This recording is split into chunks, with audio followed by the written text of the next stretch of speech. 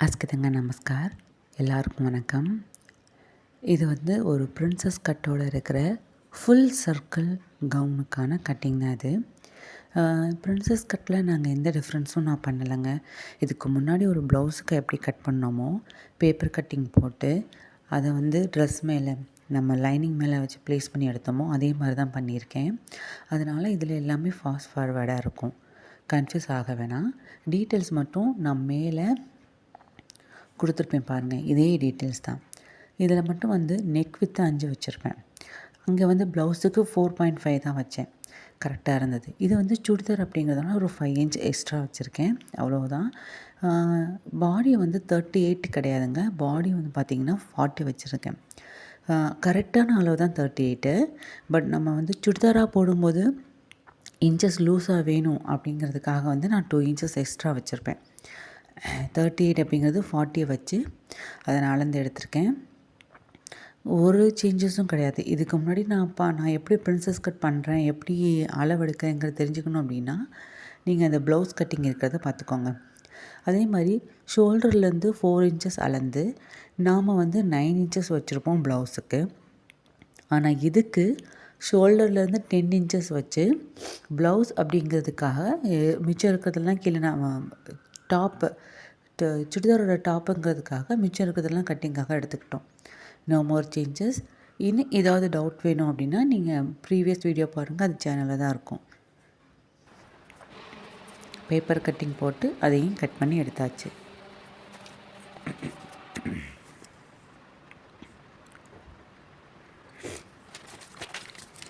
எப்போவுமே ப்ரின்சஸ் கட்டை மட்டும் பேப்பர் கட்டிங் போட்டு எடுத்துக்கிறது ரொம்ப நல்லது.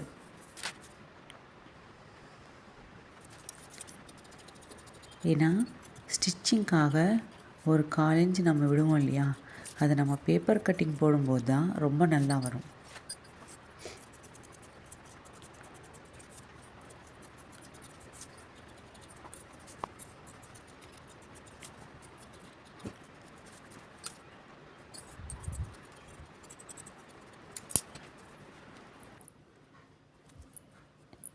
இது பேக் சைடுங்க.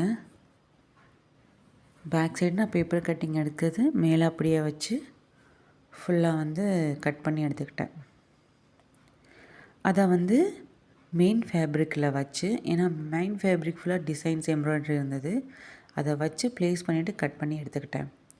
நம்ம நார்மலாக எப்படி லைனிங்கும் மெயின் ஃபேப்ரிக்கும் சேர்த்து தைச்சிப்போமோ, கழுத்தை பட்டியே எக்ஸ்ட்ராவாக கொஞ்சம் துணி 1.5 இன்ச்சுக்கு துணி கொடுத்து திருப்பி அடிச்சுப்போமோ அதே மாதிரி ஃபுல்லாக கொடுத்து ஃப்ரண்ட் சைடு வந்து நான் ஃபினிஷ் பண்ணிக்கிட்டேன். பேக் சைடு நெக்கும் இதே மாதிரி தான் ஃபினிஷ் பண்ணேன். லைனிங்கோட மெயின் ஃபேப்ரிக்கை சேர்த்துக்கிட்டு அதுக்கப்புறம் அந்த எக்ஸ்ட்ரா துணி கொடுத்து மெயின் ஃபேப்ரிக்கோட லைனிங்கை சேர்த்துக்கிட்டு எக்ஸ்ட்ரா துணி கொடுத்து கழுத்துப்பட்டி அடித்து திருப்பிக்கிட்டேன்.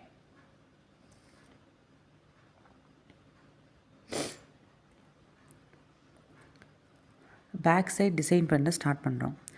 பேக் சைடில் கழுத்து போக மிச்சம் எனக்கு இருக்கிறது வந்து பார்த்திங்கன்னா 12.5 இன்ச்சு, 12.5 இன்ச்சு. அதில் 1/2 இன்ச்சு நம்ம ஸ்டிச்சிங்க்காக விடுறோம்.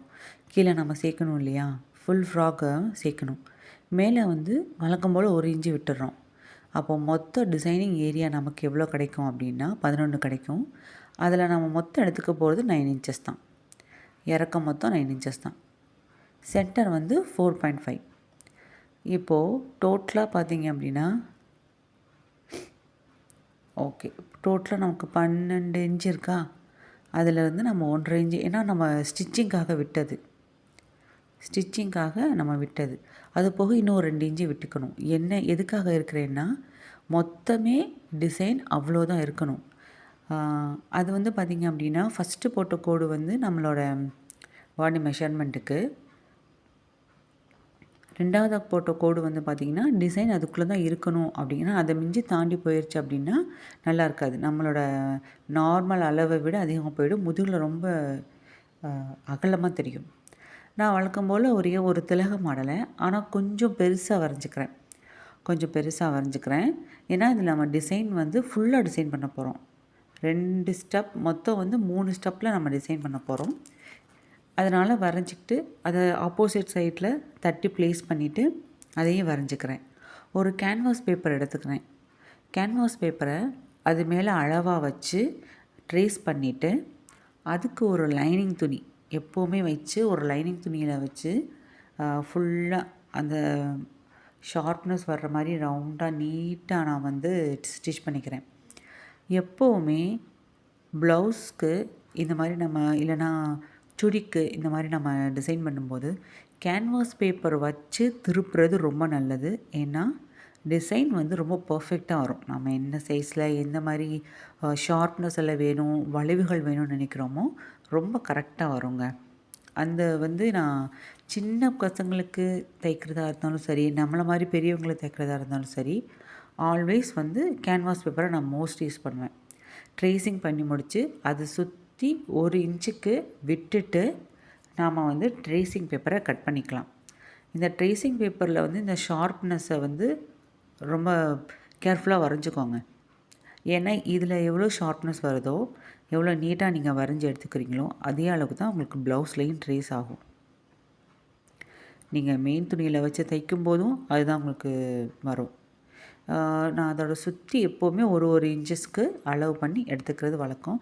எடுத்து ஃபுல்லாக கட் பண்ணிவிட்டு ஒரு லைனிங் துணியை வந்து அதே அளவு அதை அந்த அந்த எவ்வளோ கட் பண்ணுறோமோ அதை விட கொஞ்சம் எக்ஸ்ட்ரா எடுத்துக்கோங்க. நம்ம வச்சு தைச்சு அந்த பிசுறுக்காக நம்ம மடித்து அடிப்போம். அந்த டிசைன் பிசுறுக்காக மடித்து அடிப்போம். ஓகே, இந்த இப்போவுமே இதை நீங்கள் தைக்கும்போது இங்கே ஒரு ஷார்ப்னஸ் வரும் இல்லையா? அந்த ஷார்ப்னஸை நான் எப்படி ஸ்டார்ட் பண்ணுறேன்னு பார்த்துக்கோங்க. ஏதாவது ஒரு ஷார்ப்னஸ்லேருந்து சாய்வாக ஸ்டார்ட் பண்ணிக்கோங்க. ஏன்னா நமக்கு வந்து அந்த ஷார்ப்னஸ் வர்ற இடத்துல நம்ம டபுள் ஸ்டிச் பண்ண முடியாது. நம்மளால் வந்து இந்த முன்னாடி பின்னாடி ஸ்டிச் எடுத்துக்கிறோம் இல்லையா, அந்த முடிக்கிற அதெல்லாம் நம்ம எங்கேயும் பண்ண முடியாது. பண்ணால் நமக்கு ஷார்ப்னஸ் வராது. நான் எப்போவுமே இப்படி ஷார்ப்னஸ் வர்ற இடத்துல இப்படி சைடாக தான் ஸ்டார்ட் பண்ணுறது. ஏன்னா எப்போவுமே ஒரு முக்கோணம் பண்ணுறோம் இல்லையா, ஒரு ஒரு சின்ன ஒரு கட்டமாக வைக்கிறோம் அப்படின்னா எப்படி வச்சாலும் ஒரு ஓவல் ஷேப் வச்சுருப்போம் பாருங்கள். ஃபஸ்ட்டு ஒரு ஹேண்ட் டிசைன் பண்ணுறப்போம் அந்த ஓவல் டிசைன் கூட நான் இப்படி தான் ஒரு சைடுலேருந்து வச்சு ஸ்டார்ட் பண்ணிவிட்டு அதை கொண்டு போய் அந்த ஷார்ப்னஸில் நான் ஸ்டாப் பண்ணிவிடுவேன். எப்போவுமே நான் டபுள் ஸ்டிச் பண்ணவே மாட்டேன். டபுள் ஸ்டிச் பண்ணுறது ஷார்ப்னஸை ஃப்ரம் மை சைடு எனக்கு வந்து அதை வந்து ஸ்டாப் பண்ணிடுது. அதனால் திருப்பி லேசாக அங்கேயே கொண்டு வந்து வச்சுட்டு மறுபடியும் நம்ம ஃபஸ்ட்டு தைக்கும்போது எங்கேருந்து ஸ்டார்ட் பண்ணோமோ அங்கே போகிறோம் இல்லையா, திருப்பி அந்த ஒரு இன்ச்சுக்கு இல்லை 1.5 இன்ச்சுக்கு நான் திருப்பி தைப்பேன். இங்கே பாருங்கள், திருப்பி அந்த சைடு வரைக்கும் ஷார்ப்னஸ் கொண்டு வந்துட்டு திருப்பி ஒரு இன்ச்சுக்கு நான் தைச்சிருப்பேன். எஸ், ஏன்னா டபுள் ஸ்டிச் பண்ண மாட்டேன். நான் இப்படி தான் தைக்கிறேன். நீங்களும் ட்ரை பண்ணி பாருங்கள். It really comes good. நல்லா வருது. இந்த மாதிரி நம்ம பண்ணும்போது ஷார்ப்னஸ் நல்லா வருது. எக்ஸ்ட்ராஸை கட் பண்ணிவிட்டு அந்த பிசுரெல்லாம் மடித்து அடிச்சுக்கிறோம். மடித்து அடித்ததுக்கப்புறம் வழக்கம் போல் நம்ம வந்து நிறைய பிசுறு இருக்கும். இப்போது பெரியதுனால கொஞ்சமாக கட் பண்ணுறோம். மடித்து அடித்ததுக்கப்புறம் ஸ்டிச்சிங் நாம் ட்ரேஸ் பண்ணியிருக்கோம். ஃபஸ்ட்டு பாருங்கள், எங்கே நம்ம ஸ்டிச் பண்ணியிருக்கோம் அதுதான் நம்ம ஒரிஜினல், அதுதான் நம்ம சரியான அளவு. அந்த அளவில் தான் சுடியில் வச்சு தைக்கும் போது நம்ம தைக்க போகிறோம். அதனால் நிறைய பிசுறு இருந்துச்சு அப்படின்னா கரெக்டாக கட் பண்ணிக்கோங்க. ஏன்னா நமக்கு வந்து ஸ்டிச் பண்ணும்போது மெயின் ஃபேப்ரிக்கில் வச்சு ஸ்டிச் பண்ணும்போது ரொம்ப டிஸ்டர்ப் ஆகும்.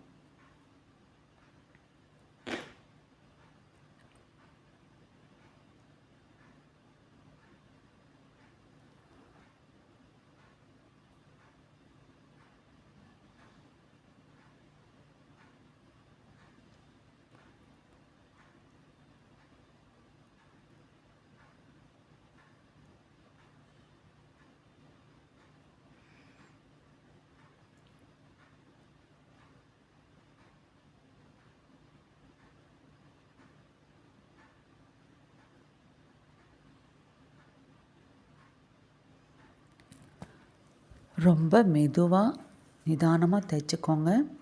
அந்த ஷார்ப்னஸ் வர்ற இடத்துல நான் மடிச்சிருக்கேன் பாருங்கள், தெரியுதா உங்களுக்கு? அதே மாதிரி ஷார்ப்பாக வர்ற மாதிரி மடிங்க.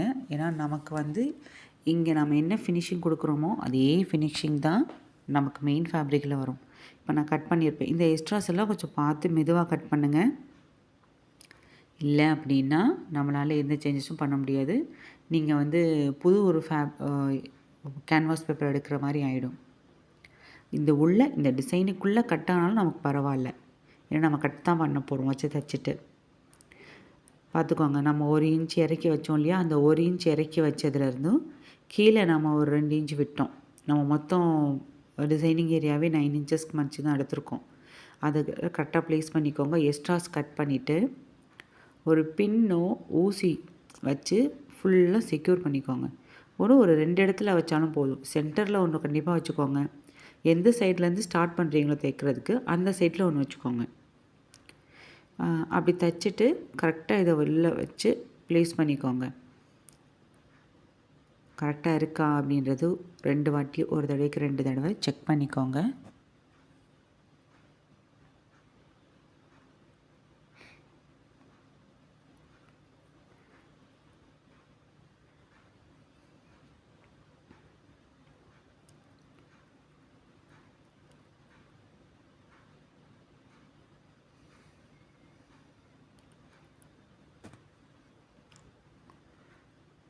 நான் எல்லா சைட்லேயும் பின் பண்ணுறேங்க. இதெல்லாம் பண்ணணுமா அப்படின்னு நினைக்காதீங்க. நான் நிறைய வாட்டி சொல்கிறது தான். ஒரு டிசைனுக்காக நாம் கொடுக்குற டைம், நம்மளோட நேரம் அது எவ்வளோ எடுத்துக்குதோ பிரச்சனை கிடையாதுங்க.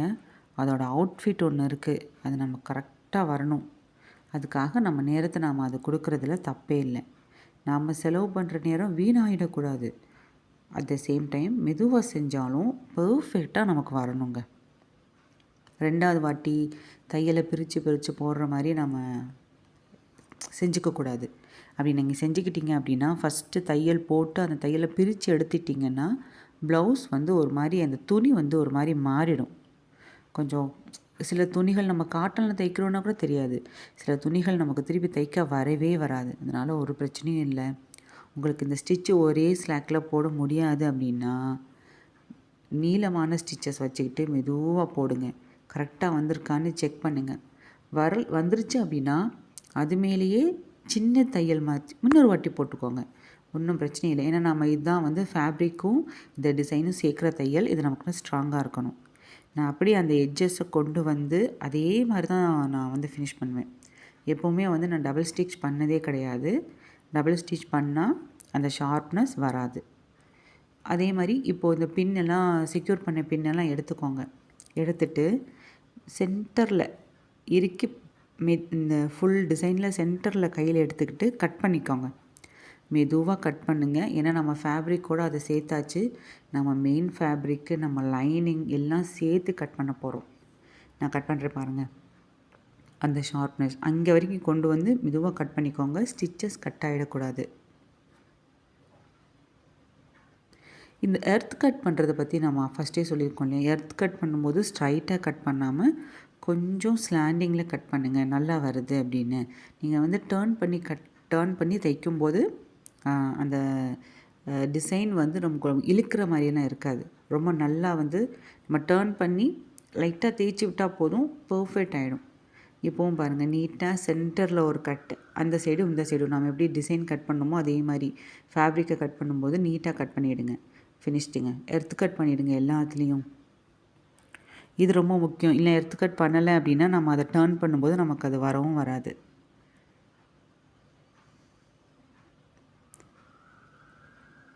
நான் நிறைய விட்டுருப்பேன் பாருங்கள். இந்த மாதிரி நிறைய விட வேண்டாம்.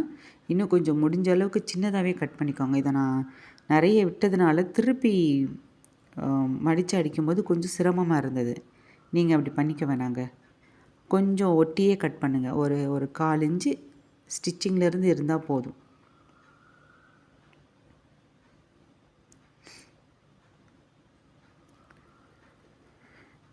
அப்புறம் இது வந்து எனக்காக தைச்சிக்கிறேங்க. ஸோ இதோட லைனிங் எல்லாமே கலர் கலராக தான் இருக்கும். மிஸ்டேக் பண்ணிக்க வேணாம். அஸ் அ டைலராக உங்களுக்கு தெரிஞ்சிருக்கும். 2 மீட்டர் வாங்குவோம், அரை மீட்டர் மிச்சமாயிடும். அந்த மாதிரி நிறைய இருந்ததுங்க. அதனால தான் நான் இப்படி வந்து எனக்காக நானே யூஸ் பண்ணிக்கிட்டேன். பாருங்கள், வந்துருச்சா? சேமுங்க. நம்ம எப்படி அந்த கேன்வாஸ் பேப்பர் வச்சு தைக்கும்போது தைச்சோமோ அதே மாதிரி ஷார்ப்னஸ்லேருந்து ஸ்டார்ட் பண்ணிவிட்டு கரெக்டாக அந்த எட்ஜிலேருந்து சாய்வாக தையல் போட்டுக்கோங்க.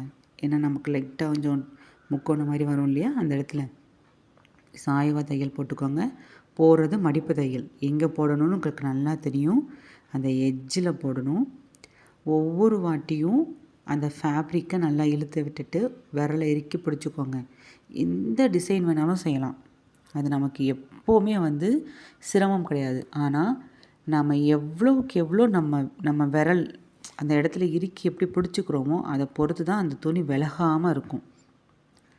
பாருங்கள், ஒவ்வொரு இடத்துலையும் நல்லா நீட்டாக வந்து இறக்கி பிடிச்சிக்கோங்க. மடிப்பு தையலை அதே மாதிரி அடிச்சுக்கோங்க.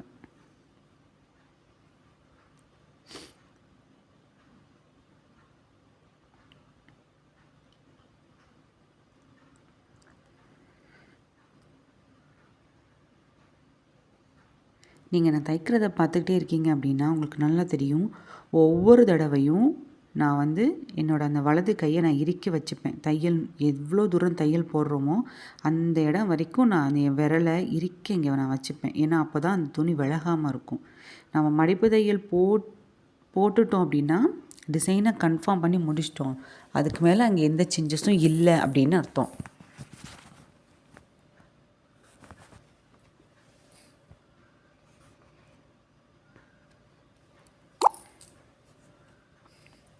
சேம் தாங்க. அந்த ஷார்ப்னஸ்னு எல்லா இடத்துலையும் சேமாக தான் முடிப்பேன். அதே மாதிரி முடிச்சுக்கோங்க. ரைட்டு. இது பிளெயினாக இருக்கு இல்லையா, இப்போது இந்த சைடு எவ்வளோ இருக்குன்னு அளந்துப்போம். ஏன் அப்படின்னா நம்ம பைப்பின் வைக்க போகிறோம். இது நான் சும்மா ஒரு ரஃப்புக்காக எவ்வளோ இருக்குது இந்த சர்க்கிள் அப்படின்னு தெரிஞ்சிருச்சு அப்படின்னா நமக்கு ஈஸியாக இருக்கும். மொத்தம் 15 இருக்குங்க. அதாவது சென்டர் வரைக்கும் 15 இருக்குது. அப்போ அதை டபுள் பண்ணால் 30. அப்போ இந்த டிசைனோட ஃபுல் சர்க்கிள் வந்து 30 இருக்குது அப்படின்னு அர்த்தம். நம்ம 31 எடுத்துக்கலாம். நான் அந்த மாதிரி 31 எடுத்து ஒரு கிராஸ் பீஸில் இந்த மாதிரி தைச்சி வச்சுருக்கேன். பாருங்கள், நான் அந்த சைடு மடித்து அடித்து தைச்சி வச்சுருப்பேன். இது 1.5 இன்ச்சு தாங்க. எப்போவுமே எடுக்கிற மாதிரி 1.5 இன்ச்சு தான் மடித்து அடித்து வச்சுருப்பேன். ஏன் அப்படின்றது இப்போ நான் சொல்கிறேன், ஸ்டிச் பண்ணும்போது சொல்கிறேன். வழக்கம் போல் இது இங்கே வச்சு நம்ம வந்து ஸ்டிச் பண்ணி மடிக்க போகிறோம். அந்த இடத்துல நம்ம மடிக்க அவசியம் இல்லை. இதை அப்படியே வச்சு தைச்சிட்டு திருப்பி அப்படியே வச்சு தைச்சா போதும். இந்த ஷார்ப்னஸில் நீங்கள் இப்படி மடிக்கணும்னு அவசியம் இல்லை. ஒரு 1/2 இன்ச்சு எக்ஸ்ட்ரா விட்டுட்டு வைக்கலாம். மடிக்க தேவையில்லைங்க. நான் மடிச்சிருக்க மாட்டேன். ஆனால் இது மடித்ததுனால நான் அந்த ஷார்ப்னஸ் அங்கே இழுக்கும்போது லைட்டாக கொஞ்சம் சிரமமாக இருந்தது. நீங்கள் மடிக்க வேணாம். பட் இந்த தைக்கும்போது நம்ம பைப்பின் வைக்க போகிறோம். ரொம்ப சின்னதாக ஒரு 2 பாயிண்ட் இல்லை 1/4 இன்ச்சுக்கு நீங்கள் தைச்சிக்கோங்க. நானும் அப்படி தான் தைக்கிறேன். நான் அதை டேர்ன் பண்ணும்போது உங்களுக்கு தெரியும். ஃபுல் ரவுண்ட் தைச்சதுக்கப்புறம் நான் அதை டேர்ன் பண்ணி காட்டுறேன். டேர்ன் பண்ணும்போது எப்படின்னு தெரியும். இந்த துணி வந்து பார்த்திங்க அப்படின்னா ரொம்ப குட்டுன்னு சொல்ல முடியாதுங்க. நம்மளாம் ப்ளவுஸ் எல்லாம் தைச்சிக்க முடியாது இப்போ நான் பைப்பின் வைக்கிற துணியில். அதனாலேயே நான் அதை என்ன பண்ணிட்டேன் அப்படின்னா இந்த மாதிரி பைப்பின்க்கு சின்ன சின்ன டிசைன்ஸ் பண்ணுறதுக்கு யூஸ் பண்ணிக்க ஆரம்பிச்சிட்டேங்க. ஒரு சின்ன சுமங்கலி பூஜைக்கு போயிருந்தப்போ கொடுத்தாங்க. It's okay. பட் எல்லாத்துக்கும் எல்லாமே பெட்டராக இருக்கும்னு சொல்ல முடியாது இல்லையா. இதுக்கு ரொம்பவே நல்லா யூஸ் ஆகுது. இந்த ஃபுல் ப்ளவுஸுக்கும் இந்த டாப்புக்கும் வந்து இந்த துணியை வச்சு டிசைன் பண்ணியிருக்கேன். இந்தாங்க, ஷார்ப்னஸ் வந்துருச்சா. இப்போ நம்ம வந்து மடித்து அடிக்க போகிறோம்.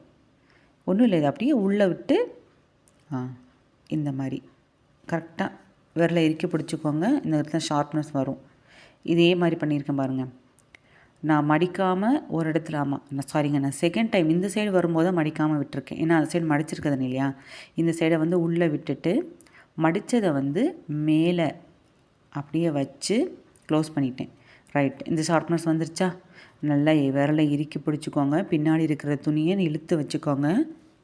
வச்சு நாம் ஆல்ரெடி இந்த துணி இங்கே முடியுதோ பைப்பின் வைப்போம் இல்லையா, அதே மாதிரி தான் அதுக்கு பக்கத்தில் ஒட்டி ஸ்டிச் பண்ணுங்கள். பாருங்கள், இறுக்கி பிடிச்சிக்கணும். இல்லை நீங்கள் லூஸ் விட்டுட்டிங்கன்னா அப்படின்னா சுருக்கம் வந்துடும். நான் ஸ்டிச் பண்ணும்போதே சொன்னேன் 2 பாயிண்ட்டு அந்த அளவுக்கு விட்டு சின்னதாக ஸ்டிச் பண்ணிக்கோங்க. அப்போ தான் இந்த பைப்பின் வந்து சின்னதாக வரும். ஏன்னா நம்ம இதில் எக்ஸ்ட்ரா ஒரு டிசைனும் பண்ண போகிறோம். நம்ம பெருசால இந்த பைப்பின் வைக்க முடியாது. நான் இதை தைக்கும்போது ஒவ்வொரு வாட்டியும் இப்படி தாங்க பின்னாடி இழுத்து கையில் பிடிச்சு நான் தைச்சிருப்பேன். ஏன்னா அப்போ தான் அந்த நம்ம ஒரு 2 பாயிண்ட்டு தைச்சோம் இல்லையா, அதனால டைட்டாக அந்த ஃபேப்ரிக்கோடு நமக்கு செட் ஆகுது. உங்களுக்கு நான் ஃபாஸ்ட் ஃபார்வேர்ட் பண்ணியிருக்கேன், சில இடத்துல எடிட் பண்ணியிருக்கேன், அதனால் உங்களுக்கு வேகமாக முடிஞ்ச மாதிரி இருக்கும். But no and never. இதை நான் ரொம்ப மெதுவாக இந்த பைப்பினை மட்டும் குறைஞ்சது ஒரு 25 மினிட்ஸ் நான் வச்சுருப்பேன். இந்த செகண்ட் ஸ்டிச்சிங் சொல்கிறேன். ஃபஸ்ட்டு ஸ்டிச்சிங் கூட ஈஸியாக முடிஞ்சிடும். செகண்ட் ஸ்டிச்சிங் சொல்கிறேன், உங்களுக்கு நான் காமிக்கிறேன் பாருங்கள். ஃபுல்லாக நான் எவ்வளோ தின்னாக தைச்சி வச்சுருக்கேன் அப்படின்னு.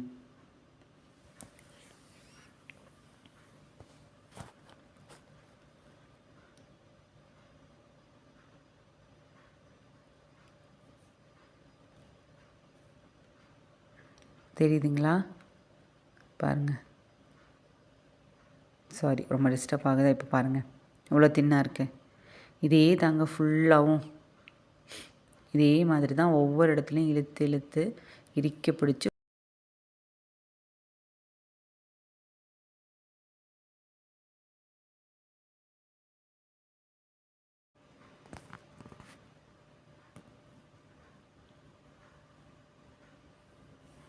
சேம் திங் தாங்க. நம்ம எவ்வளோக்கு எவ்வளோ கரெக்டாக டைட்டாக பிடிச்சி நம்ம விரலை இங்கே வச்சு நம்ம தைக்கிறோமோ அவ்வளோக்கு எவ்வளோ டிசைன் வந்து நீட்டாக வரும். இதோட ஃபுல் சர்க்கிளும் நான் இப்படி தான் தைச்சிருக்கேன். பார்த்து மெதுவாக தைங்க.